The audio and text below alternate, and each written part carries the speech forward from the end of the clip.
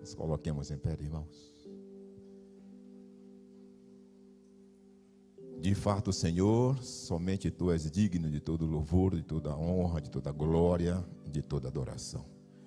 Obrigado, Senhor, pela grata satisfação, pelo grande privilégio, a honra de nessa manhã estarmos aqui na Tua augusta presença. Enche-nos com Teu Espírito, fala aos nossos corações. Em nome de Jesus te imploramos. Amém. Bom sábado a todos, irmãos. Uma alegria, um privilégio poder estar aqui. Quero agradecer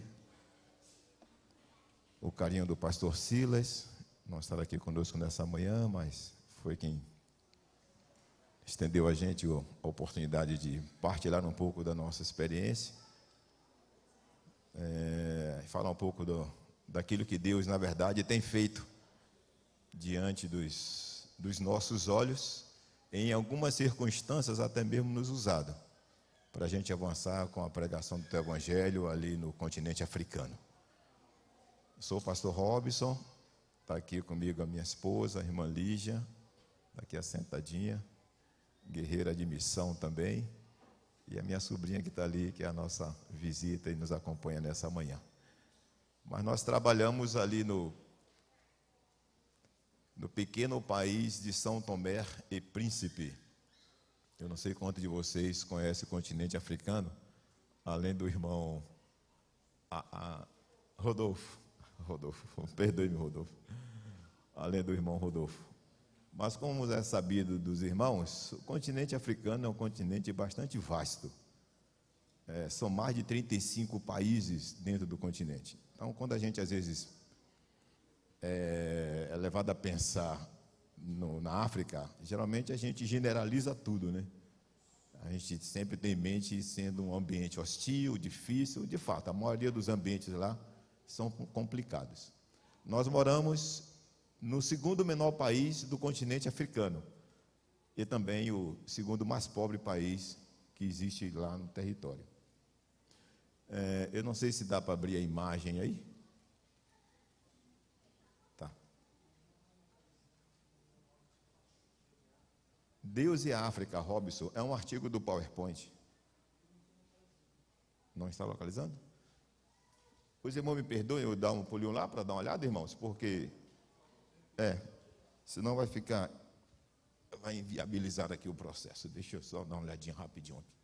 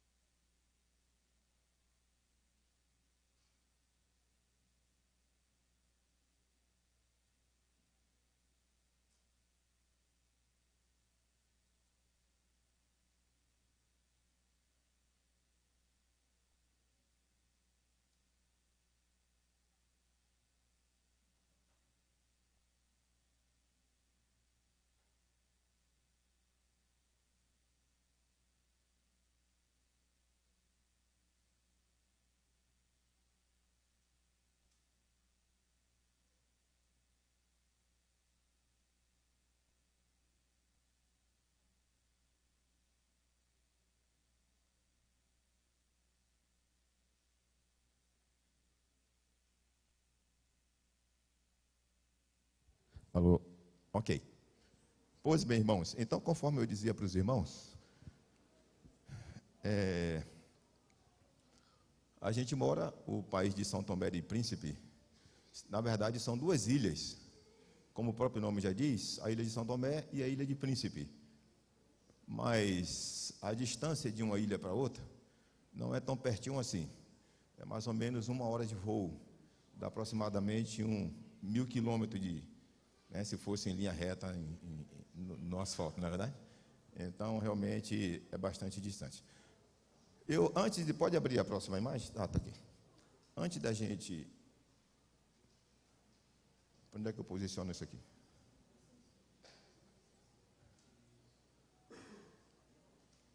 Ajuda aqui, irmão Rodolfo. Antes da gente falar da experiência propriamente dita, eu vou trazer algumas informações de cunho assim, histórico-bíblica, para a gente ter uma noção mais clara de como Deus se relaciona com essa turma, com esse pessoal lá do continente africano. Pois bem, basicamente, irmãos,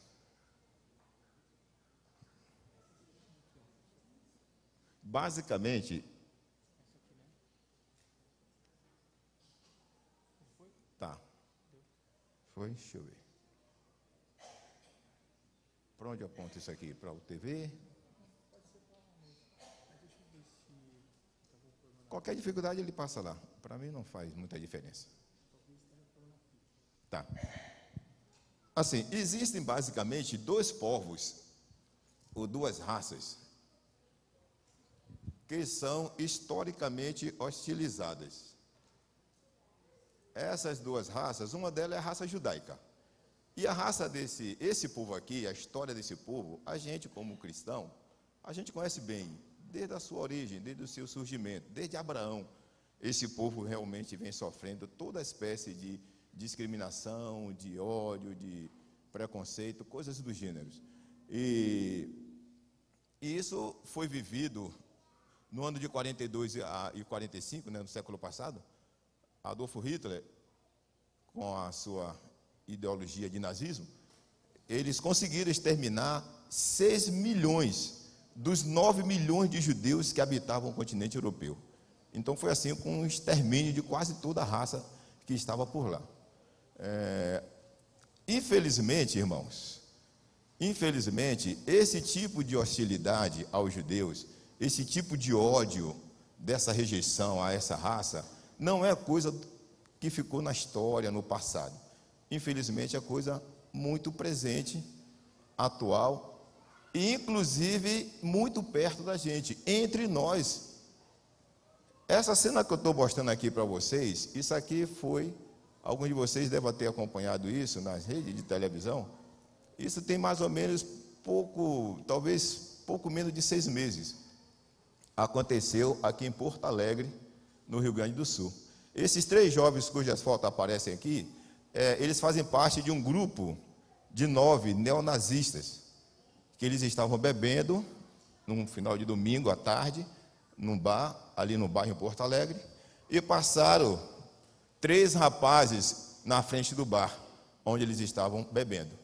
E simplesmente esses jovens partiram para cima daqueles rapazes, espancaram os rapazes, hostilizaram os rapazes, esfaquearam os rapazes, e um deles quase foi a óbito. Agora sim, qual o crime que esses 3 rapazes estavam cometendo?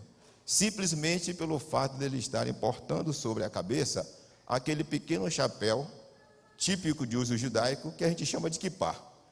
Inclusive, agora muito recente, nós recebemos aqui no Brasil a presença do primeiro-ministro de Israel, não foi assim? E todos nós acompanhando no noticiário. E por sinal, inclusive, Bolsonaro estava usando o kippá. Em algum momento, em respeito à cultura, ele também estava usando. Mas não é o que, infelizmente, acontece com a maioria das pessoas. O ódio, ele é muito presente, ele é muito real, infelizmente está entre nós. Entre nós eu falo como população. Uma outra raça, não menos hostilizada, é a raça negra. Se os judeus são odiados por conta da religião, os negros são odiados por conta da compleição da sua pele, por conta do seu biofísico. A história mostra para a gente, esse ocorrido aqui, lá em Ruanda, em 94, houve aquele grande massacre, oriundo de conflito tribal. Mas você pode dizer assim, mas pastor, estima-se que foram mortos ali quase 1 milhão de ruandenses, quase 1 milhão de ruandenses. Mas você pode dizer assim, mas pastor, olha, qual o problema lá onde é que o senhor consegue ver preconceito, né? Alguma ação de discriminação racial? Afinal de contas, eram tribos que estavam brigando, eles brigavam entre eles mesmos, eram os Tutsis e os Hutus. Alguém aqui já assistiu aquele filme Hotel Ruanda? Quem já assistiu aqui Hotel Ruanda? Alguém? Ah, tá, alguns irmãos ali. Aquele filme retrata perfeitamente o massacre que houve em Ruanda. Foram quase 1 milhão de ruandenses, irmãos, e como resultado, mais de 1 milhão de crianças ficaram espalhadas pelo país, órfãos, mergulhadas na pobreza, e assim, sem nenhuma perspectiva de vida. Imagine que situação. Onde é que a gente vê a atitude discriminatória? A indiferença dos organismos internacionais. Eles simplesmente cruzaram os braços, a ONU, outras instituições, e ficaram assistindo o massacre entre os próprios irmãos ali naquele miserável país. Agora deixa eu dizer uma coisa, assim como o ódio aos judeus, o ódio ao negro não é a coisa que se limita à história no passado, também é algo muito presente. Esse quadro aqui tem uma história por trás desse quadro. Essa família é daqui de São Paulo. Eles adotaram essa menininha, essa garotinha, uma garota africana, a pequena Ava. Isso também eu peguei aqui na internet, porque foi noticiado isso aqui na televisão. Eles estavam aqui no hotel de luxo aqui, que fica um pouco mais de 100 quilômetros aqui da capital, e essa garotinha, em algum momento, ela resolveu entrar na água. Estava todo mundo no hotel, essa menina então foi entrar na piscinazinha infantil, e quando ela entrou na água, todas as crianças que estavam dentro da água saíram e começaram a hostilizar a criança. E os pais vieram para a borda da piscina também, maltrataram a menina, foram reclamar do hotel, porque deixou uma negra entrar para tomar banho com as filhas deles. Agora imagine vocês que absurdo, irmãos. Quer dizer, o trauma que uma criança como essa, que é gente como qualquer um de nós, carrega por resto da sua vida, pelo menos por ser rejeitada por conta da cor da sua pele. Olha que absurdo. Mas é o que acontece conosco, entre nós. A Igreja Adventista, agora em 2016, teve a alegria de realizar o maior batismo da sua história como instituição. Ocorreu aqui, 2016. Coincidentemente ou não, lá em Ruanda, no mesmo país onde houve o massacre em 94. E a maioria desses irmãos aqui, que hoje está na igreja com a gente, lá na África, eles vieram desse massacre. A Bíblia não, a história, os registros diz que naquele dia, naquela festa, todo o staff da conferência geral estava lá. Foram batizados, irmãos, 97 mil pessoas no dia só. Amém, irmãos? O maior batismo feito pela Igreja Adventista do sétimo dia. Lá em Ruanda, no mesmo país onde houve o massacre. E a maioria desses irmãos, eles vieram daquela experiência, daquela terrível experiência. Agora deixa eu trazer algumas informações aqui. Deus, os judeus e os africanos. Qual é a relação que existe entre eles? Bom, acerca dos judeus, a gente sabe das declarações bíblicas, né, dos depoimentos que Deus dá em relação a esse povo. Tomar-vos-eis, me ajude aqui, irmãos, tomar-vos-eis por meu povo e sereis o vosso Deus. É uma declaração solene, pública, que Deus está fazendo, um acordo com eles, nós conhecemos bem. O apóstolo Pedro ratifica isso aqui, vós, porém, sois raça eleita, que diz mais? Sacerdócio real, nação santa, povo de propriedade exclusiva, irmãos. Olha que declaração forte que Deus faz com os judeus. Agora a pergunta, e em relação aos negros? Será que Deus faz alguma espécie de declaração a essa raça? Olha aqui, olha o que diz a Bíblia. Não me sois vós, ó filho de Israel, como os filhos de quê, irmãos? O que é que Deus está dizendo aqui em outras palavras, irmãos? está colocando os israelitas em mesmo pé de igualdade dos etíopes. Vocês concordam comigo? Deus está dizendo: não me sois vós, ó filho de Israel, como os filhos dos etíopes. Olha outra declaração bíblica: príncipe virão do Egito. O Egito está onde, irmãos? Na África. A Etiópia cedo estenderá para Deus as suas mãos. Isso aí é um... Agora deixa eu trazer uma outra informação aqui. Essa expressão etíope, na verdade, a história diz que é uma expressão usada no passado para se referir a pessoas de pele escura, não importando se ela habitava no continente, no país da Etiópia ou em qualquer outra parte do mundo. Basta no passado. Na verdade, o negro, antes de ser chamado negro, ele era conhecido como etíope. Essa expressão negro já é uma coisa assim mais avançada. Todos os negros ou pessoas de pele escurecida em qualquer parte do mundo era conhecido como etíope. Por isso que, inclusive, no Antigo Testamento, a gente viu muita declaração referente a esse termo. Deus não proíbe. Olha, a relação dos judeus com os negros é coisa realmente que nos impressiona, embora a gente lê a Bíblia e a gente não atenta muito a esses detalhes, a relação dessas duas raças. Por exemplo, quando o povo de Israel, especialmente quando eles saíram do Egito e foram em direção à terra prometida, Deus fez algumas recomendações e impôs algumas restrições, para eles não se envolverem com todo tipo de gente que encontrasse no meio do caminho, não é assim? Deus disse: olha, você não se associe com os amorreus, com os filisteus, e aí foi denominando. Mas você não encontra em nenhuma passagem da Bíblia Deus criando restrição de envolvimento com judeus e etíopes, e judeus e africanos de uma forma geral. Muito pelo contrário, até mesmo nas relações matrimoniais. Por exemplo, essa experiência aqui de José. Alguém lembra com quem José casou, irmãos? No Egito, é verdade. Mas com quem ele casou? Alguém lembra o nome da menina? Azenate era o nome da moça. Azenate, a Bíblia diz que era filha de um sacerdote egípcio, portanto era uma africana. E diga-se de passagem, irmãos, muito provavelmente uma africana negra, porque naquela ocasião, aquele povo moreno que habita a chamada África Branca, que fica no norte da África, que eles são oriundos lá da região da Arábia, a história diz que eles ocuparam a região da África no 7º século da era cristã. Então, nessa ocasião aqui, quem habitava o Egito, de fato, era negro. Então, José casou muito provavelmente com uma menina de pele escura. E outro exemplo mais, assim, enfático, é esse aqui. A experiência de Moisés. Alguém lembra o nome da menina com quem Moisés casou? Zípora era o nome da moça. De que família pertencia Zípora, irmãos? Cuxita, da família de quem? Família de Cusi. Cusi significa literalmente preto.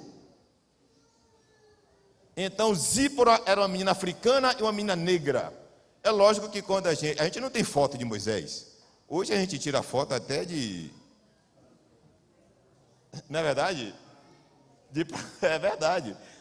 Basta estar a mesa arrumada, a gente tira a foto e espalha entre as famílias e os amigos. É verdade. Mas a gente não tem foto de Moisés, nem foto de Zípora, não. A imagem que a gente tem é produzida pelas empresas cinematográficas, diga-se de passagem, altamente preconceituosas.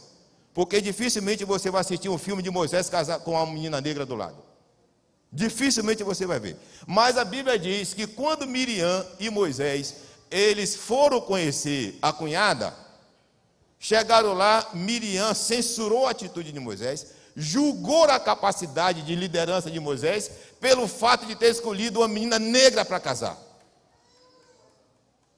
E Deus ficou tão indignado da atitude discriminatória e preconceituosa, racista de Miriam, que a Bíblia diz que ela foi acometida de quê, irmãos? De lepra. E aí Moisés teve que orar para que Deus tirasse a lepra da sua própria irmã por ter julgado a sua mulher. É isso que a Bíblia ensina para a gente.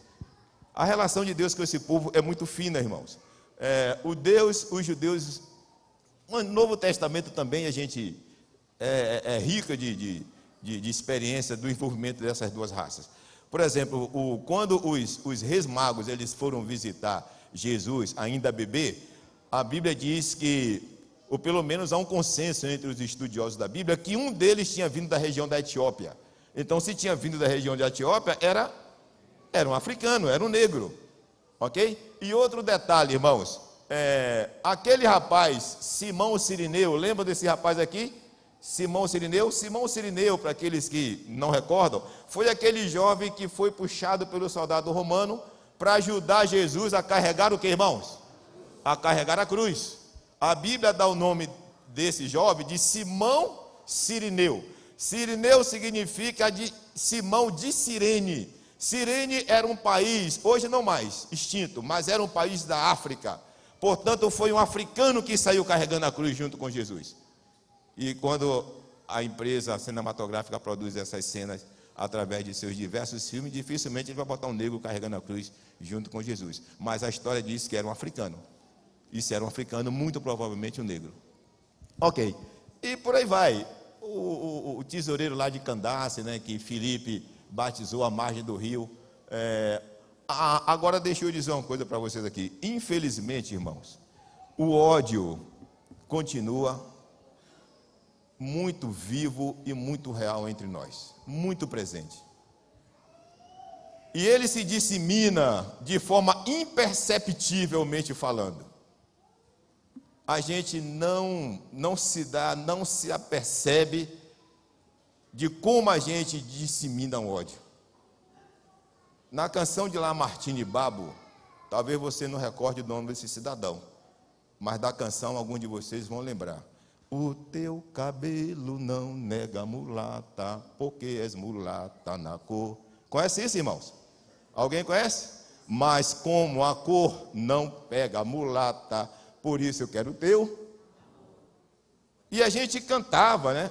Talvez eu mexi no passado de alguns de vocês aí, mas eu dancei, irmãos, muitos carnavais em Salvador, embalado por essa melodia. E é possível que tenha alguém aqui que mais ou menos acompanhou esse movimento. Não é verdade? Mas o que é que a música está dizendo? Eu quero o teu amor porque a tua cor não vai me pegar. Eu quero ter amor com você, eu quero fazer relações com você, quero os teus beijos, os seus afetos, mas a sua cor não me pega. É isso que a música está dizendo. E as pessoas não se apercebem. Quando você escuta alguém dizer assim, olha, não faça isso com o animal, não machuque esse cachorro, você está judiando dele. Já ouviu essa expressão, irmãos? A gente não tem noção da alta carga preconceituosa e discriminatória que tem esse verbo, judiar. Você está dizendo, em outras palavras, você está tratando o cachorro como os judeus são tratados. É isso que a gente fala, e sem se aperceber. Quando você escuta alguém dizer assim, olha, não diga isso de mim, você está denegrindo a minha imagem, você está manchando o meu caráter, se você falar isso. Denegrir é tornar a imagem de alguém negra. É como se negro fosse o caráter de alguém pelo simples fato da sua pele ser mais escura. É isso que a gente diz. E muita gente boa usa essa expressão. Inclusive comunicadores nas redes de televisão, de massa, enfim. É uma expressão até bonita, né? Denegrir a imagem. Mas você está dizendo, você está tornando a imagem dele negra.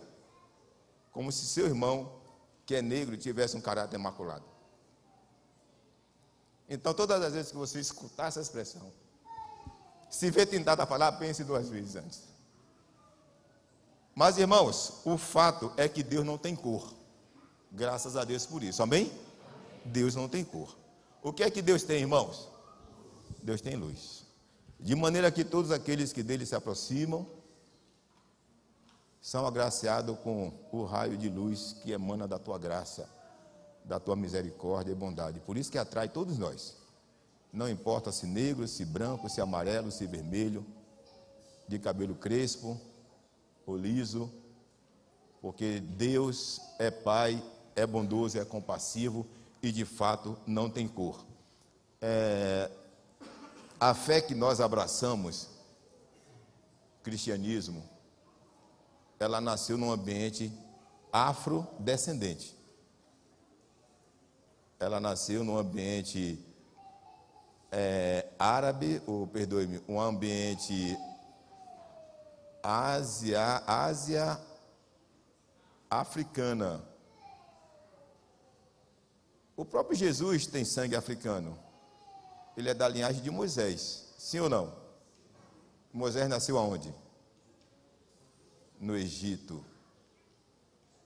Mas assim como a igreja cristã nasceu em Jerusalém, o primeiro país oficialmente reconhecido como cristão é a Etiópia. Se a igreja nasceu na Ásia, ela foi reconhecida oficialmente como país, num país africano. E a maioria dos líderes, diz a história, no período pós-Novo Testamento, depois que a Bíblia se silenciou, o último apóstolo morreu, depois que João morreu, os chamados pai da igreja, os 20 principais líderes, a história diz que a metade deles eram africanos. Tertuliano, Agostinho, chamado pai da teologia, era africano. Então, realmente, a relação desse povo é muito forte um com o outro. E quando a gente chega em continente africano, a gente percebe o respeito,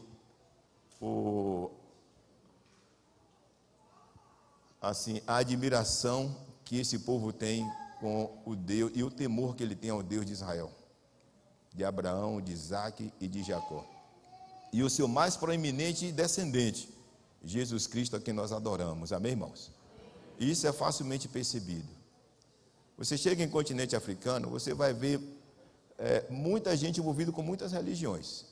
Inclusive essa que nós conhecemos e chamamos de religião de matriz africana, da onde vem a Umbanda, Candomblé, essa coisa toda. Isso é muito presente lá entre eles, irmãos.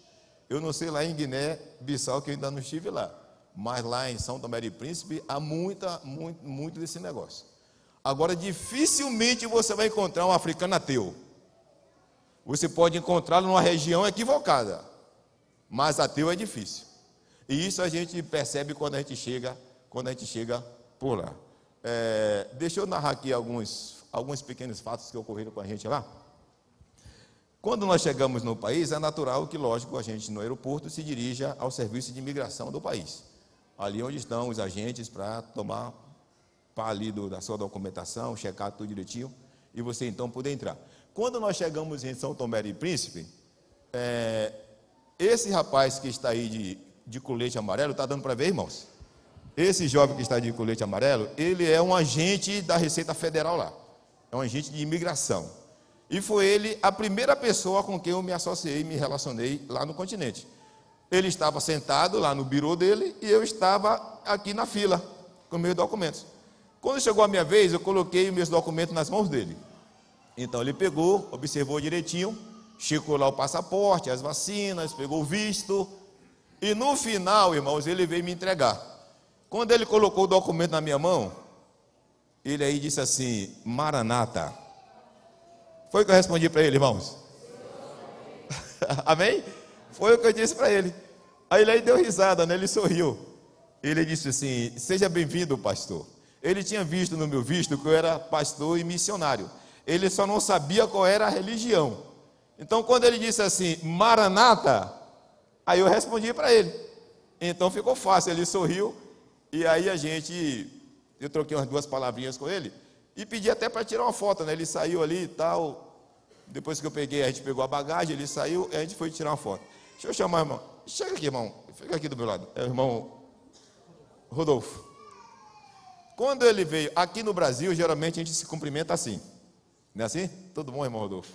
Pronto. Eles fazem mais ou menos assim, só que um pequeno detalhe. Eles se cumprimentam assim. Não, assim. Isso, tipo os antigos desbravadores, né? Que a turma mais nova hoje está meio... Eles se cumprimentam assim, irmãos. Entrelaçando esse último dedinho aqui, ó. Pronto, o irmão já foi na África, já está pronto para voltar a qualquer momento. Parece uma coisa assim muito simplória, né? Algo sem sentido. Mas por que a gente faz questão de explicar isso aqui? Porque às vezes, irmãos, olha, eu sou adventista há quase 40 anos de idade. E eu vou dizer uma coisa para vocês. Às vezes a gente trabalha na mesma empresa, a gente mora na mesma rua que a adventista, no mesmo bairro, às vezes no mesmo condomínio, frequenta os mesmos ambientes, e a gente passa tempos e tempos sem saber que o outro é adventista. Eu digo por experiência própria, porque eu já vivi esse constrangimento várias vezes. Eu não sei aqui em São Paulo como é que é. Mas lá, irmãos, eles não têm esse problema com eles. Porque esse gesto simples que eles fazem é uma identidade nacional de adventista lá. Então, todas as vezes que eles vão cumprimentar alguém, eles vão assim. Se você não for adventista, ele vai entender que você vai com a mão fechada, vai ficar meio atrapalhado assim como o Rodolfo ficou, e como eu fiquei lá também, fiquei assim meio perdido sem saber. Ele aí fez questão de abrir o dedinho, aí eu entrelacei, ele me deu um abraço, aí ele diz assim, quando eles fazem isso, ele fala, olha, Maranata, se você responder, aí pronto, está fácil, e eles vão se identificar. Ele não tem problema de identificação. Isso é feito dos velhos até as criancinhas, irmãos. E às vezes a gente nos encontra nas igrejas, eu acho lindo, a criancinha com 4, 5 anos começa a abrir o dedinho, e aí já fica com o dedinho assim aberto, porque é uma coisa que eles fazem com naturalidade. Mas aqui, a gente começou a realizar o trabalho, eu estava visitando um campo de plantio, né, e de repente eu encontrei essa senhora. Lógico, ela estava sendo carregada, a filha dela carregava num carrinho de mão. Vocês estão percebendo que ela não tem perna e não tinha como se transportar. Então eu perguntei para o rapaz que me acompanhava o que tinha acontecido com essa mulher. Ele disse assim, olha pastor, há uma crendice aqui, na verdade assim, essa mulher, o marido dela arrumou outra esposa. Porque, irmão, deixa eu dizer um detalhe para vocês aqui. Olha, lá a metade da população é polígama. Então, eles têm 4, 5, 6, tem gente que tem 7 esposas. Tá, irmãos? Não é mulher de rua não, viu? Se você falar mulher de rua, dá confusão. Bom, se são 7 problemas, eu não sei, mas são 7 esposas que eles têm. E eles enumeram, né? A número 1, a número 2, a número 3. E eu vou dizer uma coisa para vocês. E eles fazem filhos sem economia, viu, irmãos? Porque é menino na igreja. Em tudo quanto é lugar, você vê as cabecinhas dos meninos para lá e para cá. E cada mulher tem uma ruma de menino. Eles não têm dificuldade com fazer filho, não. E detalhe aqui. Apesar de toda a pobreza, irmãos, mas eles são livres de muitas mazelas com as quais nós convivemos aqui no país. Essa coisa de ideologia de gênero, de homossexualismo, olha, eu vou dizer uma coisa, com todo respeito aos homossexuais. Se tem homossexual lá, irmãos, eu ainda não vi. O negócio está muito bem guardado. Esse negócio de ideologia de gênero, isso é coisa de Satanás, e Satanás brasileiro, irmãos. É verdade, é verdade. Porque lá não tem isso não. Eles fazem muito filho, irmãos, e arrumam muita mulher. Eu não sei se é uma particularidade dos negros, ainda bem que eu sou afrodescendente, né? Embora eu não tenha tanto filho assim. Mas é uma turma assim, bem arrojada mesmo.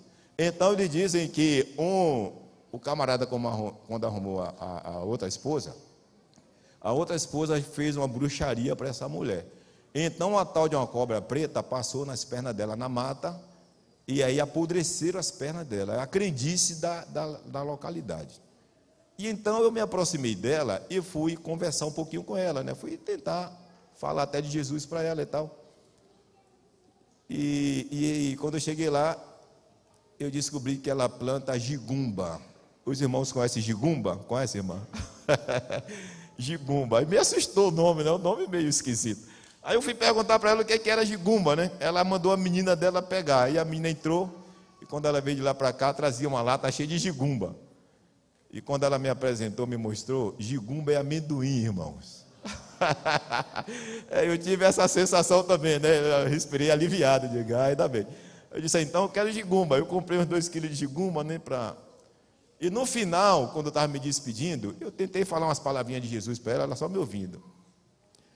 Aí ela disse assim, moço, sabe o que é? Eu falei, diga senhora. Aí disse, é que eu sou da igreja adventista do sétimo dia. Ô, irmãos, o primeiro africano que eu tive contato na África era adventista. É adventista. Fui no campo visitar, cheguei lá e encontrei essa senhora que é irmã de igreja e líder da igreja local. Aí eu pedi para tirar uma foto com ela, até falei, brinquei com ela que ia mostrar uma foto, se eu tivesse a oportunidade. Disse, pode mostrar, pastor, conta lá a nossa história para os irmãos lá no Brasil. É uma irmã muito ativa e a gente reclama muitas das vezes da vida aqui. Uma mulher que anda se arrastando entre uma horta e outra com a enxadinha na mão, plantando amendoim para viver. Mas, irmãos, deixa eu dizer mais aqui. Outra experiência que me impressionou lá, o aniversário da igreja. O aniversário da igreja, infelizmente aqui no Brasil, nem toda a congregação tem o zelo de celebrar o seu aniversário. Pelo menos como pastor, a gente vê isso. Uma igreja faz, ou 10 não fazem, e assim a coisa anda. Lá, para resolver esse problema, o que é que eles fazem? O aniversário é único. Então, quando acontece o aniversário da igreja, é o aniversário de todas as igrejas. Então, eles reúnem tudo num lugar só. Eles fazem um congresso e passam o dia junto no aniversário da igreja do país. E nesse ano passado, nós estávamos reunidos, né, para discutir como seria a festa, e me deram a incumbência de organizar o local para reunir o pessoal no congresso do aniversário da igreja. Eu não sei para onde vocês iriam aqui no bairro, quando vocês fazem essas concentrações aqui, com um número maior de pessoas. Mas lá, eles foram me levar para o local onde a gente ia reunir 7.000 pessoas. E quando chegou no local, o pastor disse, pastor Robertson, o nosso encontro vai ser aqui. Aí eu soltei aqui nesse lugar. Eu fiquei procurando o auditório. Eu disse, mas onde é que está o auditório aqui? Onde é que a gente vai reunir o povo? Daqui a 15 dias o povo vai vir tudo para cá. Eu disse, não, pastor, é aqui. Eu disse, mas aqui onde, irmão? Eu falei para ele, aqui só tem mato. Só árvore. Ele disse, pastor, é aqui. Eu custei de entender que o negócio era ali, irmãos. Mas ele disse que era ali, eu disse, se é aqui, é aqui. E aí, pronto, começamos. Eu disse, meu Deus, vamos lá, né? Se é aqui, eu não sei o que milagre vai acontecer, mas vai ser aqui. 7.000 pessoas, num sol de quase 40 graus. Aí eu fui cedo com os rapazes da igreja, começamos. Eles têm hábito de vida muito saudáveis, irmãos. Eles dormem muito cedo e acordam muito cedo. Eles só perdem noite se for numa vigília.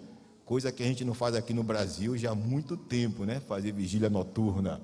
Mas lá eles têm o maior prazer em fazer. E aí, numa madrugada, a gente saiu de casa, umas 5 e pouco, aí chegamos aqui umas 6 horas da manhã, para começar a trabalhar. Como é que a gente vai organizar isso aqui para a festa? Todo mundo levou seu facão, um arrumou um motosserra velho lá, e a gente foi para o local. Eles são peritos em improvisar tudo. Aí nós começamos, trabalhando duro. 6 horas, deu 8 horas, deu 9, deu 10, deu 2 horas da tarde, ninguém falava em comida, irmãos. E eu já estava, meu Deus do céu, com a barriga colando nas costas. Eu digo, meu Deus, esse povo não tem juízo não. E aí daqui a pouco um deles olhou para mim e disse assim, pastor, o senhor não está com fome não, né? Eu nem respondi, irmãos. Eu dei um sorriso, o último que eu tinha, um sorriso amarelo, e disse, tá bom, pastor. Vamos ver o que é que a gente faz aí. Aí pegou uma moto velha. Aliás, lá tudo é velho, irmãos. Só quem tem coisa nova é o presidente.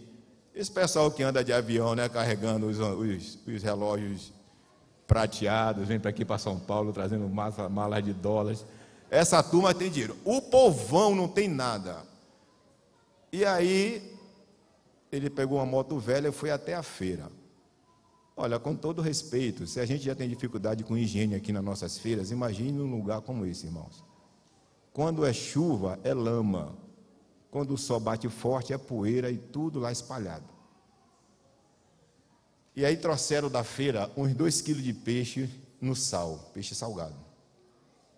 As moscas não vieram em cima do peixe, porque o peixe veio de moto, irmãos. Foi rápido.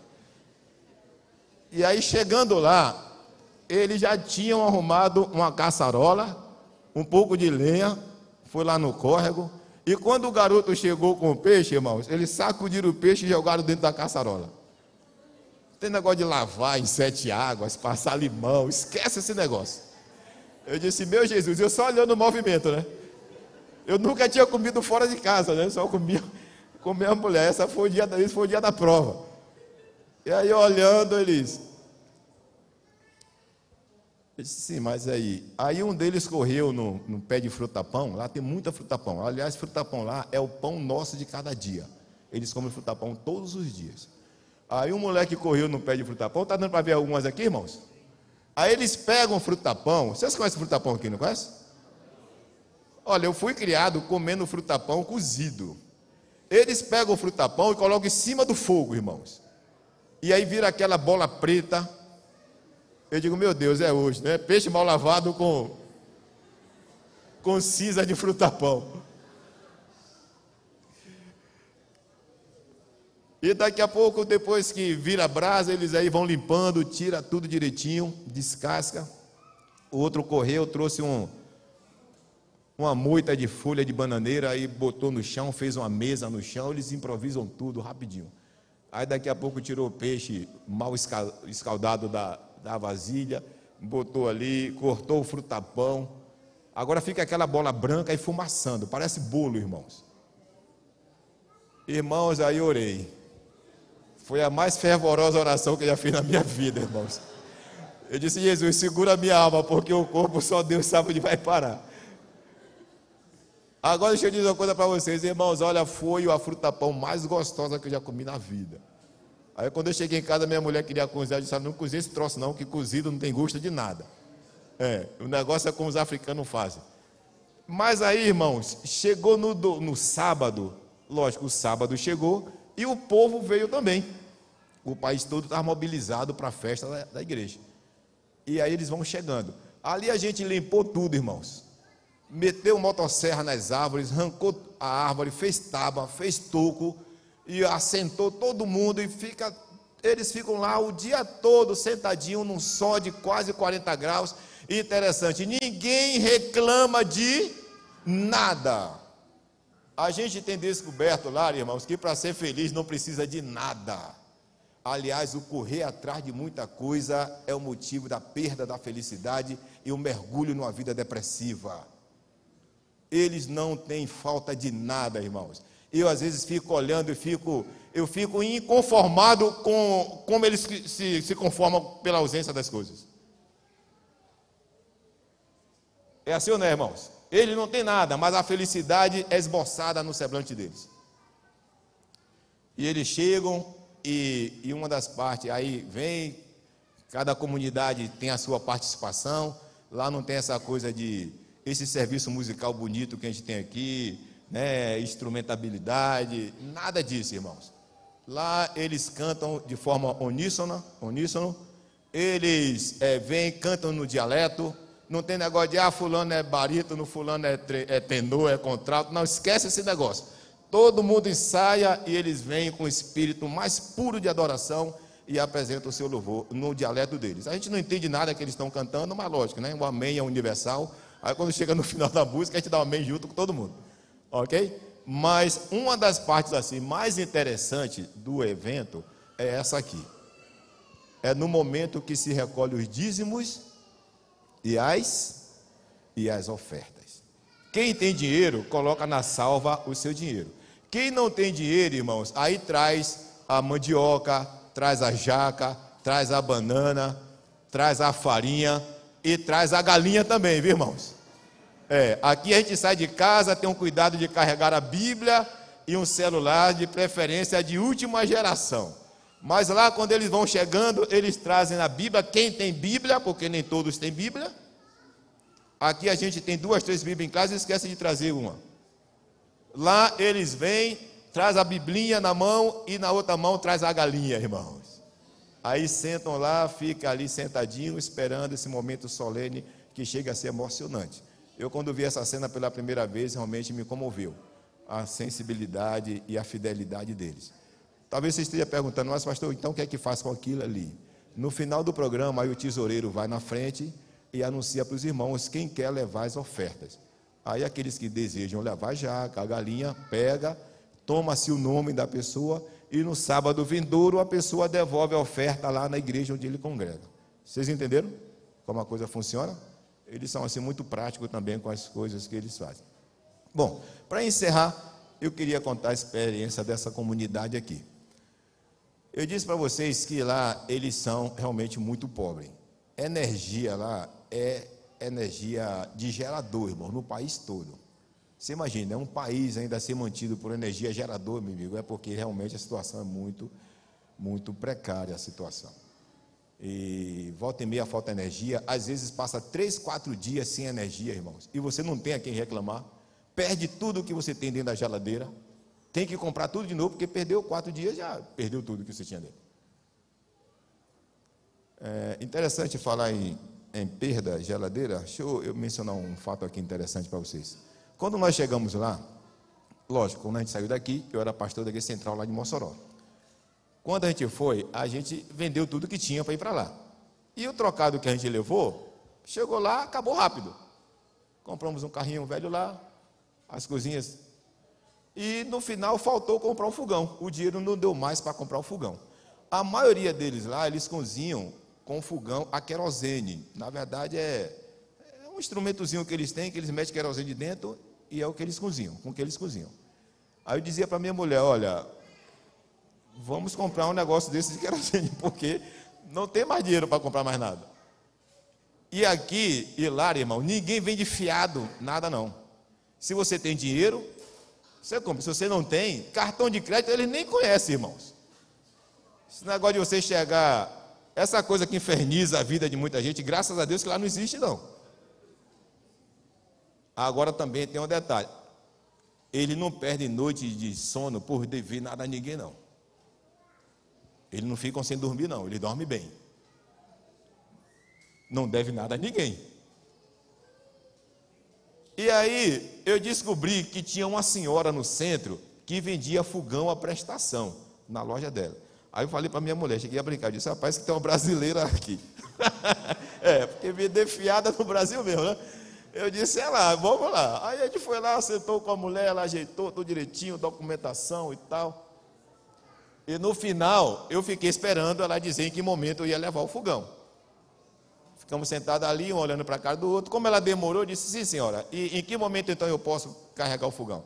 Ela disse, não, senhor, o senhor paga todas as 24 vezes. E depois aqui leva. Ô, irmão, eu nunca dei uma risada tão sem graça para... Eu olhei assim, olhei para minha mulher e disse, meu Deus. Mas eu descobri que é a melhor forma de viver, viu, irmãos? Se a gente fizesse isso aqui no Brasil, a depressão baixaria a níveis assim, eles são realmente fantásticos. Então, assim, essa comunidade aqui, não tem nada lá, não tem energia, não tem nada. Eles vivem ali do que dá no mato ali. Então, lógico, o povo que não é adventista, eles comem de tudo que tem lá. Come cobra, come morcego, come rato, búzios. O que eles pegam no mato, eles vão comendo. E um grupo de jovens lá na igreja, eles resolveram ir para essa comunidade e fazer trabalho missionário. Eu disse, gente, não dá para fazer trabalho missionário lá em Abade, porque é muito longe. São 5 horas, irmãos, viajando para fazer trabalho nesse local. Eu não sei quando foi a última vez que você se dispôs a fazer um trabalho missionário, a dar um estudo bíblico para alguém. Alguém que mora tão pertinho de você. Essa turma aqui, eles têm o maior prazer de fazer trabalho missionário. E são 5 horas, não é de ônibus não, irmão, porque lá não tem ônibus, eles não conhecem ônibus. É 5 horas de carro, pouquíssimos na igreja têm transporte próprio. É 5 horas andando, irmãos. Eu disse, gente, não tem condição de fazer isso. Eu disse, não, pastor, vai dar certo, a gente vai. E eles passam o dia, levam a sua sacolinha, levam seu lanche, e lá vão eles. Essas fotos eles mandaram para mim quando eu cheguei aqui no Brasil, que eu disse, olha, eu vou contar a história de vocês. Chega lá, eles veem aquele princípio estabelecido na palavra. A perseverança na comunhão, na oração, no estudo da Bíblia e no partir do pão. É o que eles fazem.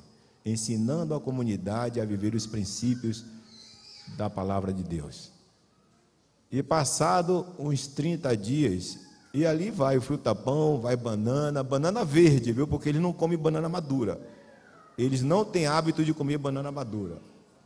A gente, quando resolve comer banana, a gente tem que comprar e botar debaixo do forno ali, alguma coisa, esperar 15 dias para amadurecer. Eles comem banana verde cozida com peixe. Eles são muito saudáveis, irmãos. Também câncer, eles não sabem o que é câncer lá no país. Tá? Aquilo que hoje aqui entre nós é mais comum do que uma gripe, para eles lá, eles não sabem, eles nem conhecem o que é câncer. Eles chamam de cancro, e mesmo assim é muito raro. Nós estamos lá já no 3º ano, eu nunca vi dizer que alguém tem câncer, nem na igreja, nem fora da igreja. Lá não tem indústria, eles comem tudo natural. A alimentação deles é a base de muitas ervas. Então eles vivem assim uma vida. E uns 30 dias depois eles me chamaram e disseram: pastor, agora o senhor tem que ir com a gente, porque os frutos começaram a surgir. Esse foi o último batismo que eu fiz antes de vir para cá. Eles estão lá. Para encerrar, eu queria contar a história desse rapaz. Como eu disse para vocês, lá a energia é muito precária, e à noite, nas ruas, as lâmpadas são assim, a luz é meio tenebrosa, meio assim, sei lá, meio escura. E em algum momento eu andava, estava indo para um comitê, mas não era de Haddad não, viu? E nem de Bolsonaro. Comitê lá é comissão de igreja. Eu estava indo para uma comissão, e de repente eu percebi que alguém estava me seguindo. E vocês sabem que a sensação de ser seguida é horrível, especialmente aqui no Brasil, traumatizado como a gente vive. E quando eu olhei para trás, vi um nego dessa qualidade me seguindo, porque se você for seguido aqui por um nego desse, você faz logo suas contas, né? Ó, perdi meu celular, perdi meu relógio, minha aliança. Aí eu resolvi encarar. Eu disse: esse rapaz vinha atrás de mim mais negro do que eu, porque lá eles me chamam de branco, viu, irmão? É verdade. A turma da igreja não, mas o povo da comunidade chama a gente de branco, eu e minha mulher. E de repente, esse rapaz vinha atrás de mim. Eu disse: olha, eu vou ter que encarar esse negão. Aí eu parei, esperei ele chegar, impostei a voz, né, para assombrar o medo. Deixei a voz grossa e disse: e aí, o que é que você quer? Ele disse assim: você é adventista? Não, ele falou assim: você é da Novo Tempo? Que eu estava com a camisa da Novo Tempo, com o slogan da Novo Tempo. Eu disse: sou. Ele disse: então você é adventista? Falei: sou também. Aí ele disse, eu falei, né, que era pastor, estava ali. Ele disse: eu também sou adventista. Aí eu relaxei, dei um sorriso, né? Ele disse que era adventista e pronto. Aí, no meio da conversa, irmãos, ele disse assim para mim: sabe o que é, pastor? Eu disse: pois não, irmão. Ele disse: é que eu venho guardando, há 2 anos, eu venho guardando uma oferta para mandar para Novo Tempo no Brasil, e eu não sei como fazer para meu dinheiro chegar lá. Irmãos, eu vou dizer uma coisa para vocês, quase que eu choro quando esse rapaz disse isso para mim. Eu baixei minha cabeça, fiz um exame de consciência, porque eu tinha julgado esse rapaz. Eu sou, como eu disse a vocês, eu sou adventista há quase 40 anos e pastor há quase 30. Eu nunca mandei uma oferta para Novo Tempo, nunca. Um dos últimos programas que a gente fez lá em Mossoró, o pastor Lanza estava com a gente lá. E quando ele foi embora, ele deixou aqueles boletos de depósito da Novo Tempo. Eu nunca depositei um. O dinheiro desse pessoal aqui, irmãos, é um dinheiro que não vale nada. Eles ganham em média em torno de $50 por mês, como família. E olha que alguns têm umas 2 ou 3 mulheres. Em média tem mais, e quando junta tudo, as mulheres todas dá mais de 15 filhos. É muito menino que eles têm. Eu não sei qual milagre que eles fazem para viver. Mas esse rapaz, quando ele disse isso para mim, cortou a minha alma. Você sabia que a maioria do pessoal do Anjo da Esperança não é da igreja adventista? A maioria, infelizmente, do Anjo da Esperança não é membro da igreja adventista. E muito dinheiro que vem, que mantém a TV, vem lá deles. Boa parte deles. De um dinheiro apodrecido, diga-se de passagem. Que não tem absolutamente valor nenhum. Essa turma, irmãos, eles têm um sonho. Eles são muito missionários. E deixa eu mostrar essa última imagem aqui, pronto. Eles fazem trabalho missionário com uma dedicação muito grande. O sonho deles é fazer trabalho naquela comunidade que eu mostrei para vocês e em outras comunidades tantas que tem lá ao redor da cidade onde a gente mora. Lá não tem energia, portanto a gente tem que depende de gerador. O projetor, a gente até ganhou uns 2 por aqui, já mandei para lá. Eu larguei o meu lá e disse, olha, cuide, porque se queimar só tem esse, se não servir mais, a gente vai ficar numa situação bem pior. E disse, olha, por onde eu passar, eu vou contar a história de vocês. Na verdade, assim, a missão de pregar o Evangelho não é só desses irmãos que vivem mergulhados nessa situação de precariedade, mas a responsabilidade é de todos nós. Existe, sabe, irmãos, pelo menos 3 maneiras de a gente se envolver com esse evangelismo, com essa missão. Uma delas é a gente orar por esse povo e pelo trabalho que vem sendo feito lá. A outra forma é se você resolver ir lá. E lá, volta e meia, aparecem irmãos aqui do Brasil e de outras partes do mundo para ajudar. Fazem missões curtas, 15 dias, 10 dias, missão de média duração, 3 meses. E às vezes, o ano passado, a gente recebeu um grupo de OINs, que são Calebes, quem é Caleb aqui sabe o que é, Caleb por 1 ano, pessoal de Brasília, eles foram lá, passaram 1 ano com a gente lá, o grupo de jovens. Saíram de lá maravilhados, tantos evangelismos que eles fizeram. Inclusive o pastor Silas, ele até pediu que eu dissesse isso aqui na igreja de vocês. Ele disse que o sonho dele, e ele quer partilhar com vocês, é fazer uma missão em São Tomé de Príncipe no ano de 2000. Amém, irmãos? 2020. Agora eu percebi porque o amém não saiu. 2020, irmãos, amém? Tá.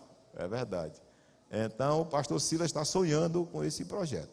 Então, você já tem a noção mais ou menos de como é que eles vivem lá. E assim, chegamos ao final do programa. Eu quero agradecer a oportunidade aí, né, cedida pelo pastor. Ao término do culto, a gente, eu vou estar aqui até o final, a gente vai estar, eu gostaria, né, se tiver a oportunidade, de cumprimentar algum de vocês na recepção. E quem desejar deixar alguma oferta, eu até combinei aqui com o irmão, vai ficar um diácono lá com a salva, se você desejar na saída, deixar uma oferta, ótimo, se Deus tocar no seu coração, faça isso, será muito útil, ok? E se porventura alguém gostaria de ajudar, mas não veio prevenido, a gente traz um marca-páginazinho, que tem uma síntese do nosso programinha lá, e também aqui alguns dados da conta de apoio à missão na África.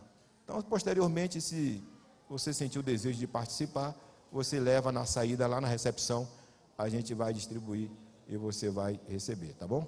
Deus abençoe a essa congregação, pastor Silas, sua liderança. Obrigado, irmão, pelo apoio. E orem por nós, esse papel você não pode deixar de desempenhar. Nós estamos voltando a semana que vem para a África. Terça-feira a gente está viajando de volta e a gente espera muito contar com o apoio, com as orações de vocês. Deus abençoe a todos nós.